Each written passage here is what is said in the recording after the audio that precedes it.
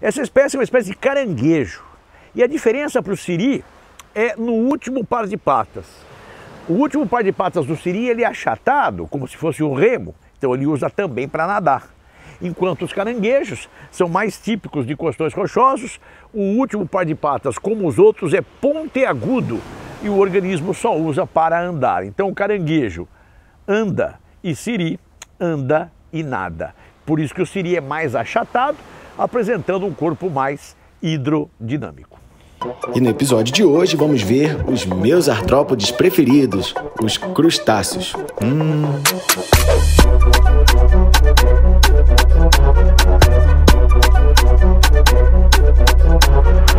Hoje vamos continuar a falar da nossa série Artrópodes, falando de um grupo bem interessante, um grupo que é predominantemente aquático, não essencialmente aquático, corresponde ao grupo dos crustáceos. Primeira definição: por que esses organismos recebem o nome de crustáceos? Crustáceo vem de crosta, porque vamos considerar que nós tenhamos aqui um apêndice, eu tenho aqui uma patinha articulada de um siri, de um caranguejo, de uma lagosta, qualquer animal desse. Se você pegar, tá, esse apêndice, essa pata articulada, e você ampliar bastante, vamos ver por dentro? Por dentro você vai encontrar a musculatura desse organismo. Quando você se alimenta de uma pata de caranguejo, por exemplo, essa parte aqui corresponde à parte relacionada aos músculos, né, da pata desse organismo. Revestindo, né, toda essa região, nós temos um tecido epitelial. Nós temos aqui o epitélio, aqui eu fiz um epitélio, na verdade ele é pluri, aqui eu fiz um epitélio uniestratificado, mas seria a porção relacionada à epiderme desse organismo. Ela é responsável pela produção do exoesqueleto quitinoso, lembra? Exoesqueleto de polissacarídeo, que seria a quitina. Então aqui você tem o exoesqueleto de quitina desse organismo. Num aracnídeo, num inseto, num miriápoda, você vai ter dessa forma. No caso dos crustáceos, além de você apresentar um exoesqueleto quitinoso, existe sobre esse exoesqueleto quitinoso uma deposição, uma impregnação de grânulos de carbonato de cálcio, formando sobre o exoesqueleto uma crosta calcária. Daí o termo crustáceos para esses organismos. Crustáceos esses que podem ser organismos que você pode identificá-los numa região, tá, que é a região bentônica. É um organismo que faz parte do bento. Bento é todo organismo que está apoiado junto ao substrato. Podendo ser um organismo bentônico vágil. O que é um organismo bentônico vágil? É aquele que vaga, aquele que anda nos fundos oceânicos, junto aos costões rochosos, um siri, um caranguejo, uma lagosta.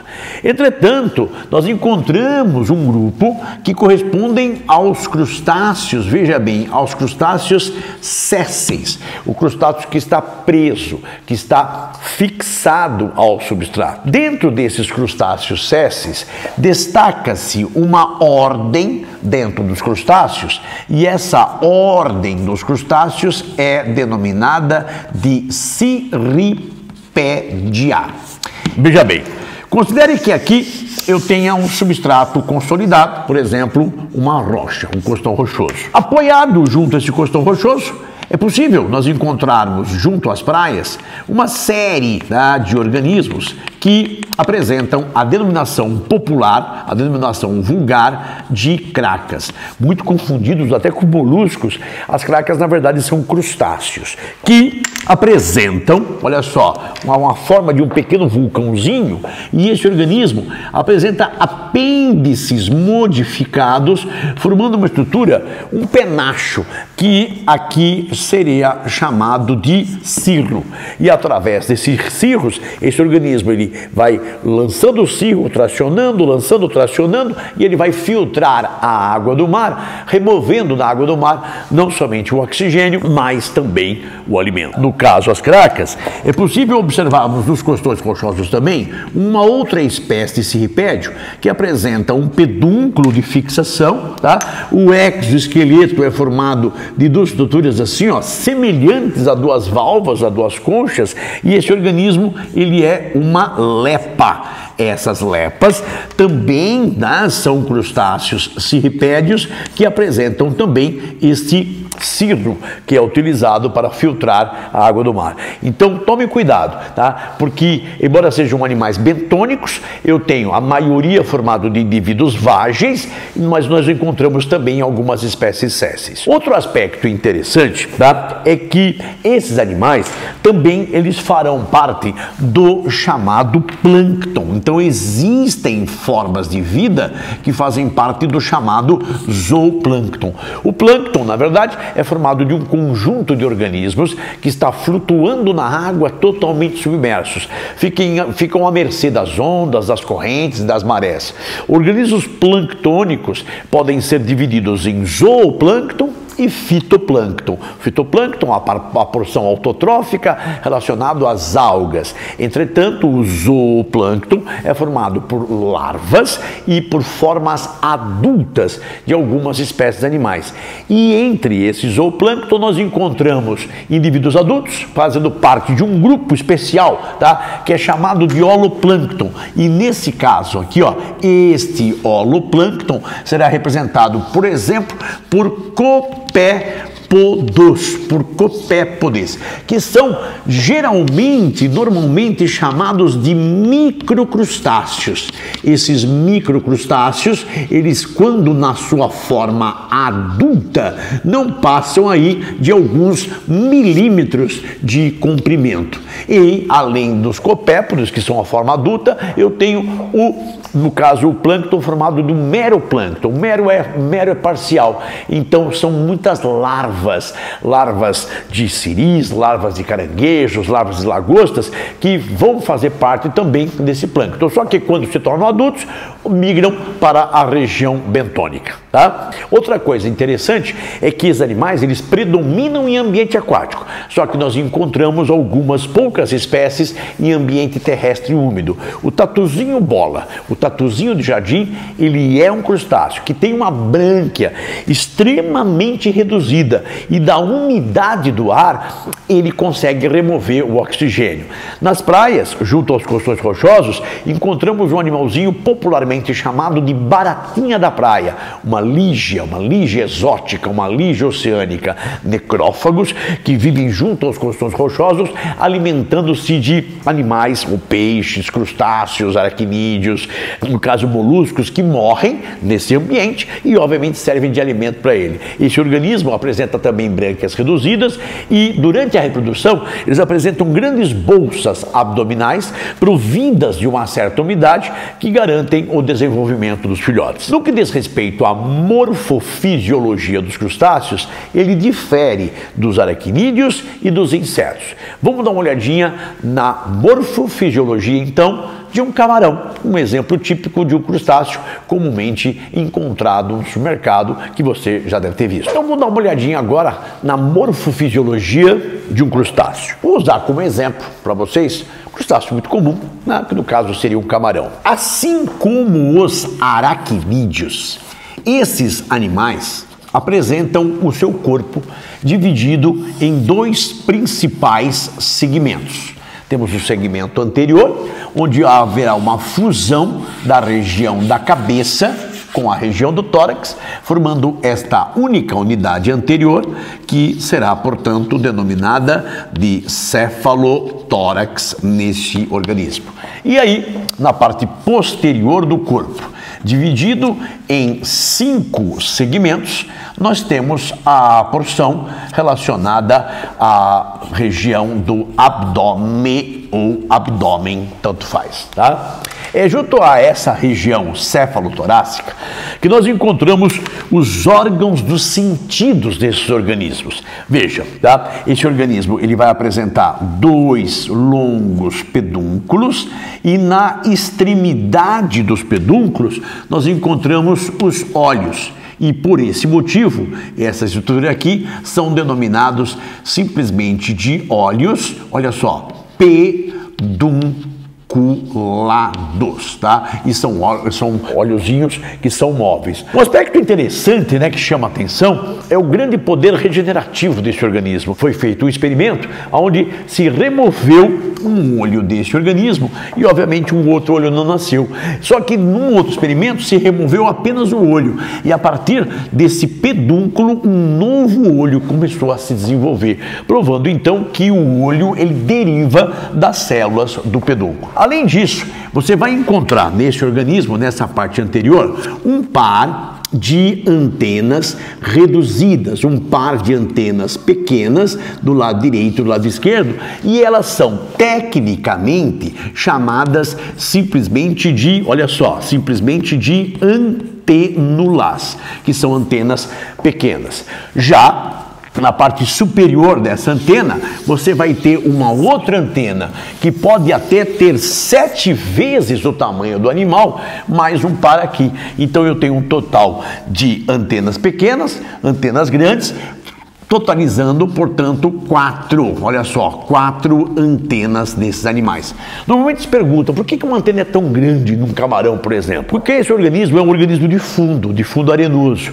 Então, nesse fundo arenoso, você pode encontrar algumas espécies predadoras, como, por exemplo, uma raia, tá? Que pode se alimentar de um camarão.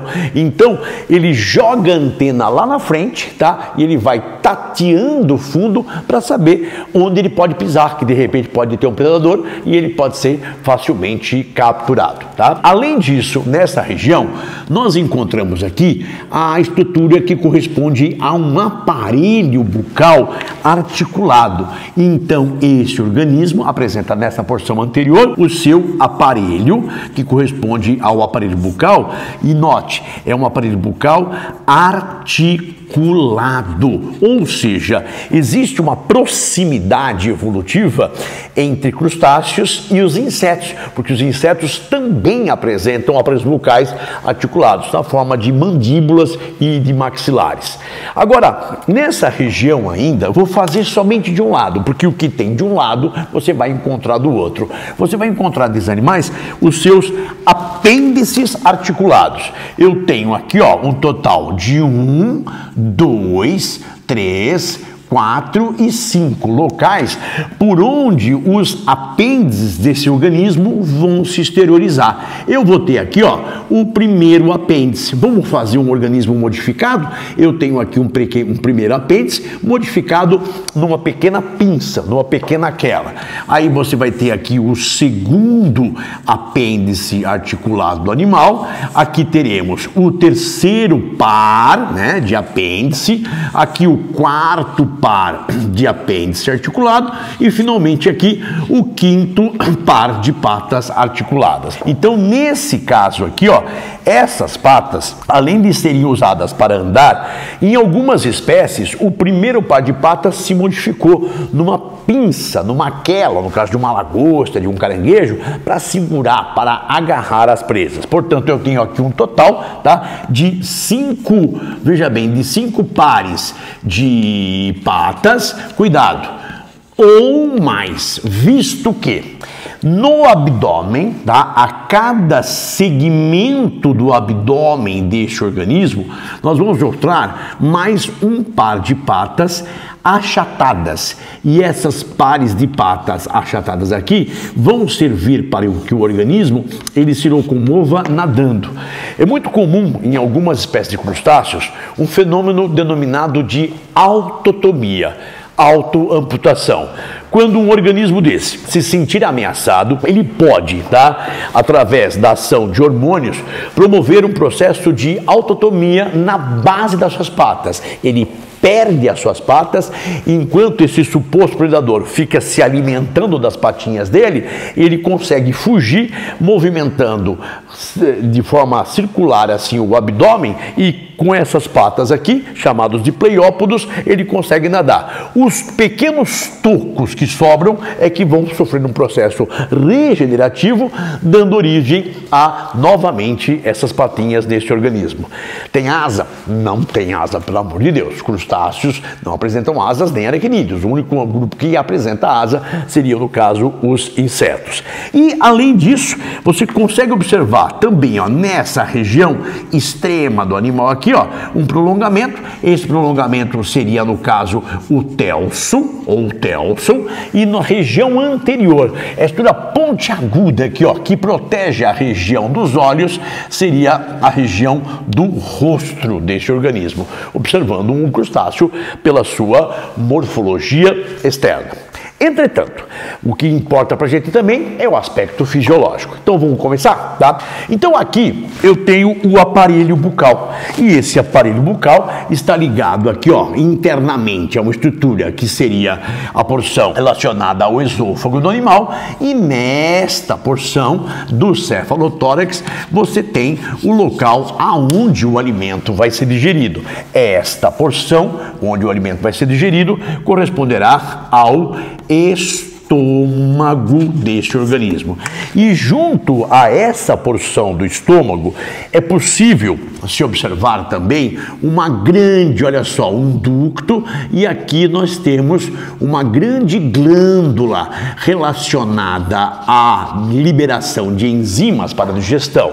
Essa glândula anexa ao trato digestório, ela é denominada de hepatopâncreas. Esse hepatopâncreas, uma glândula anexa ao trato digestório, secreta, portanto, enzimas que serão utilizados na digestão do alimento.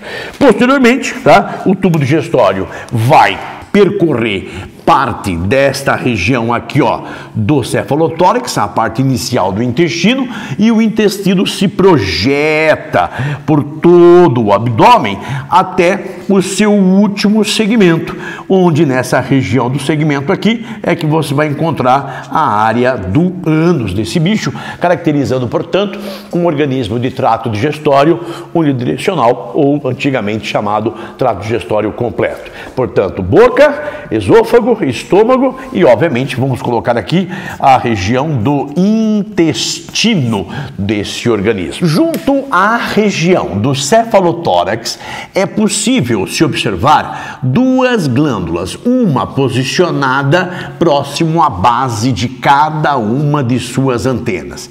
Essas estruturas aqui, esverdeadas aqui, são por isso chamadas de glândulas verde, Essas glândulas verde também podem ser chamadas de glândulas antenais.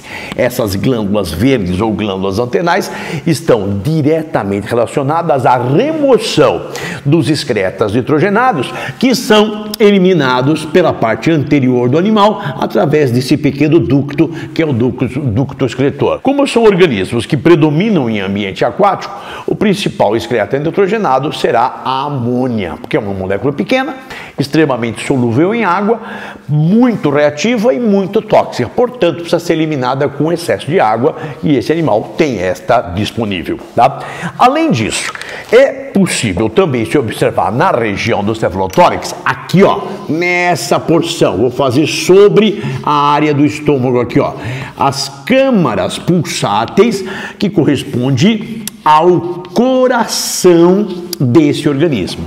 E esse coração, ele vai estar ligado a um conjunto, veja bem, de vasos sanguíneos que migram para a região do abdômen do animal e também migram para a região do seu cefalotórax, aqui na parte inferior e, obviamente, sobre toda a parte superior desse organismo, caracterizando, portanto, nesses organismos, um tipo de sistema circulatório, veja, onde você não tem uma continuidade entre esse vaso e esse. O que existe é uma contiguidade, caracterizando, portanto, um sistema circulatório do tipo aberto, ou também denominado de sistema circulatório lacunar. Os líquidos corporais que circulam no corpo desse organismo correspondem ao que você vai chamar simplesmente de hemolinfa.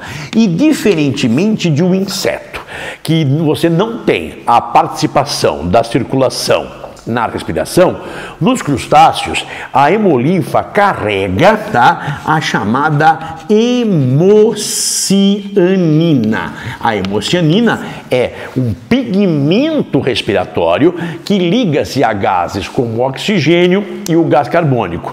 E a cor do sangue desse organismo seria azul, porque enquanto na hemoglobina nós temos o elemento químico ferro, nesse caso eu tenho a hemocianina, e a hemocianina tem o elemento cobre, que deixa azulado o sangue desses animais. E a respiração é feita por onde? Na porção lateral do cefalotórax, você observa internamente um conjunto, olha só, de lâminas branquiais, tanto do lado direito como do lado esquerdo desse organismo. Então, por meio dessa estrutura, que seria, no caso, as brânquias, é que esses organismos conseguem remover o oxigênio que está dissolvido na água. Agora, posicionado entre o cefalotórax e o abdômen, nesta porção, nós encontramos um pequeno poro. Este poro que existe aqui vai corresponder ao poro genital. E esse poro genital estará ligado, olha só, à região do cefalotórax. Há uma estrutura posicionada aqui dentro, e a estrutura posicionada no interior do cefalotórax corresponderá à sua gônada. Gônada essa, que pode ser uma gônada feminina, ou pode ser uma gônada masculina, caracterizando, portanto, na maioria dos crustáceos, não em todos, você ter animais de sexos separados, você ter animais dioicos. Existem espécies monóicas? Sim. Os cirripédios, ditos anteriormente, as lepas, as folas e as cracas, são crustáceos monóicos, Portanto, são animais que apresentam os dois sexos. Nesse caso, na maioria, siris, caranguejos, lagostas, camarões, eu tenho os animais machos e os animais fêmeas. E como seria o aspecto reprodutivo desse animal? Então agora vamos falar da reprodução dos crustáceos. Dá uma olhadinha, Como foi visto no esquema anterior, os crustáceos apresentam, posicionado entre a região do cefalotórax e o abdômen, uma gônada. E como nós falamos, essa gônada poderá ser uma gônada masculina ou uma gônada feminina na maioria das espécies. Tratando-se, portanto, de organismos que são organismos, na sua maioria, organismos dioicos, ou seja, organismos que apresentam sexos separados, podendo apresentar ou não dimorfismo sexual. Então você pode acrescentar que podem ser indivíduos com ou indivíduos sem o chamado dimorfismo, que vai ser o dimorfismo sexual. Um dimorfismo bastante evidente você observa num siri, num caranguejo. Nesse caso aqui, eu desenhei para vocês dois caranguejos. Um caranguejo, isso aqui vai ser a fêmea e isso aqui vai ser o macho. Os dois indivíduos estão na sua posição ventral. Então o que acontece? Esta porção aqui representada nessa lagostinha, Essa porção que é a porção abdominal, você abre as patas da lagosta e joga essa porção do abdômen para cá. E é isso que caracteriza o siri e o caranguejo. O abdômen está posicionado junto a essa região, visto que as patas, 5 pares, estão posicionados junto à região do cefalotórax. Para ser fêmea, esta região aqui, ó, que corresponde ao abdômen, que dobrou-se, é uma placa larga que apresenta seus 5 segmentos. Já no macho, essa placa ela é longa, ela é diferente, ela tem os segmentos, os 5 segmentos, só que ela se posiciona desse jeito aqui no macho. Então, claramente, por mais leiga que seja a pessoa, ela consegue identificar a diferença entre um caranguejo fêmea e um caranguejo macho. Embora sejam organismos aquáticos, há um predomínio de fecundação e essa fecundação vai ser uma fecundação interna, tá? A fêmea abaixa essa placa ventral e dela saem filamentos que são chamados de tegmens, que abrigam os óvulos, enquanto o macho abaixa a placa e saem 2 filamentos, órgãos copuladores chamados de petasmas, por onde são transmitidos os espermatozoides para cima dos óvulos que estão posicionados junto a essa região abdominal. Eles abaixam as 2 placas, se unem pela região ventral e a fêmea é fecundada pelo macho. Então, na reprodução desse organismo, tá? Por exemplo, de um camarão, tá? Esse organismo, a fêmea, uma vez fecundada, ela vai eliminar, tá? Ela vai liberar para o ambiente diversos, tá? Centenas de milhares de ovos. Esses ovos, eles eclodem, tá? E nessa eclosão do ovo, abandona esse ovo um pequenino organismo que fará parte, no caso, do plâncton, nesse caso aqui do zooplâncton, e esse primeiro estágio embrionário, na verdade é um primeiro estágio larval do organismo, ele se apresenta microscópico, fazendo parte do plâncton, e esse primeiro estágio larval é denominada de larva, olha só, de larva náupilo, tá? Essa larva náupilo, ela vai se desenvolver e ela vai passar para o segundo estágio. Ela apresenta um corpo mais alongado, onde já ocorre uma pequena diferenciação do cefalotórax e esta porção posterior que corresponde ao abdômen. Observamos já a presença de olhos pedunculados, pequenas antenas e, obviamente, as suas patinhas locomotoras em franco desenvolvimento.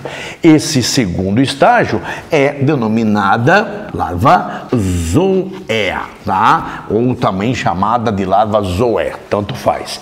E aí, a larva zoé já se desenvolve atingindo um estágio que parece literalmente já um camarãozinho. Tem o aspecto do camarão, onde você tem o abdômen segmentado, você tem a região do cefalotórax com as patas, já os olhos pedunculados e já desenvolveram ou seja, as suas 2 antenas bem desenvolvidas. Esse último estágio larval é chamada de larva misis, tá? E essa larva misis se desenvolve e, obviamente, fecha o ciclo de vida, formando o indivíduo adulto. Consequentemente, tá? Se você tem vários estágios larvais, você tem organismos que apresentam um tipo de desenvolvimento que seria, no caso, um desenvolvimento do tipo indireto, ou seja, apresentam formas jovens que são morfologicamente diferentes do indivíduo adulto. Espero que você tenha curtido. Esse é um pouco dos crustáceos aqui no BioCrio para você. Até breve. Esse aqui é um caranguejo de mangue.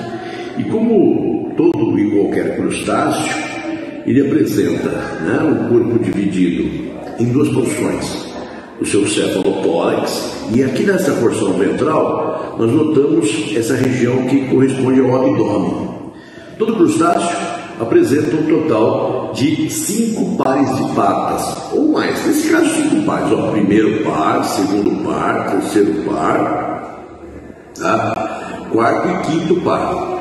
Nesse último par de patas, ele é modificado em pinças, ele é modificado em quelas, que são utilizadas pelo animal para o quê? Para sua defesa, para captura de presas. Esse organismo, ele é um organismo que apresenta brânquias para respiração, nessa região do aparelho bucal encontramos as brânquias.